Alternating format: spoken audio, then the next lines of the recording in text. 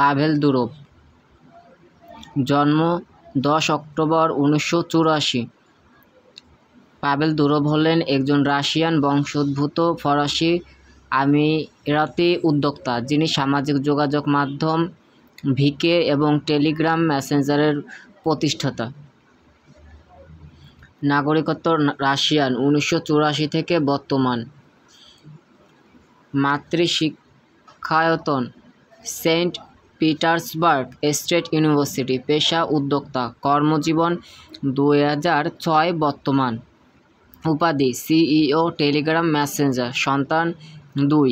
পিতামাতা ভ্যালেরি দুরভ পিতা, অ্যালবিনা দুরভ মাতা। আত্মীয় নিকোলাই দুরভ ভাই। তার বাবা মা উভয়ই ভাষাবিদ ছিলেন। দুরভ 1991 সালে সেন্ট পিটার্সবার্গ স্টেট ইউনিভার্সিটিতে কম্পিউটার বিজ্ঞান নিয়ে পড়াশোনা শুরু করেন। 2006 সালে তিনি ভিকে প্রতিষ্ঠা করেন, যা রাশিয়ার সবচেয়ে জনপ্রিয় সামাজিক যোগাযোগ মাধ্যম হয়ে ওঠে।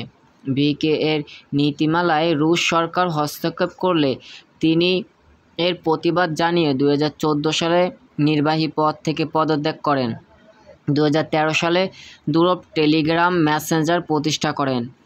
টেলিগ্রাম একটি নিরাপদ এবং গোপনীয়তা কেন্দ্রিক বার্তা প্রেরক অ্যাপ। এটি বিশ্বব্যাপী 700 মিলিয়নেরও বেশি সক্রিয় ব্যবহারকারী রয়েছে। দুরভ একজন বিখ্যাত এবং বিতর্কিত ব্যক্তিত্ব। তিনি তার প্রযুক্তিগত দক্ষতা এবং তার স্বাধীনতার জন্য পরিচিত। তিনি প্রায়শই রাশিয়ান সরকারের সমালোচনা করেন। 2023 সালের হিসাবে দুরভের মোট সম্পদের পরিমাণ 11.5 বিলিয়ন মার্কিন ডলার। তিনি বর্তমান সংযুক্ত আরব আমিরাতে বাস করেন। পাভেল দুরভের কিছু উল্লেখযোগ্য অর্জন হল: ভিকে প্রতিষ্ঠা, টেলিগ্রাম মেসেঞ্জার প্রতিষ্ঠা, রাশিয়ার সবচেয়ে জনপ্রিয় সামাজিক নেটওয়ার্ক তৈরি, বিশ্বের অন্যতম জনপ্রিয় বার্তা প্রেরক অ্যাপ তৈরি, প্রযুক্তিগত দক্ষতা এবং স্বাধীনতার জন্য বিখ্যাত। পাভেল দুরভ একজন সফল উদ্যোক্তা এবং প্রযুক্তিবিদ। তিনি তার কাজের মাধ্যমে বিশ্বব্যাপী প্রভাব ফেলেছেন।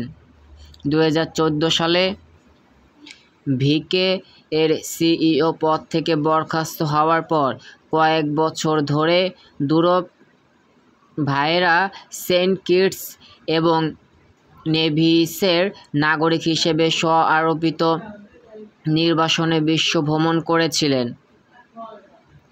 2017 সালে পাভেল ফিনল্যান্ডের প্রতিনিধিত্ব করেন ওয়ার্ল্ড ইকোনমিক ফোরাম WEF এ যোগ দেন। তিনি WEF এ যোগ দেওয়ার পর 2011 সালের আগস্টে দুরভ ফরাসি হিসেবে পরিচিত হন এবং বর্তমান তিনি সেই পরিচয় হিসেবেই অবস্থান করছেন।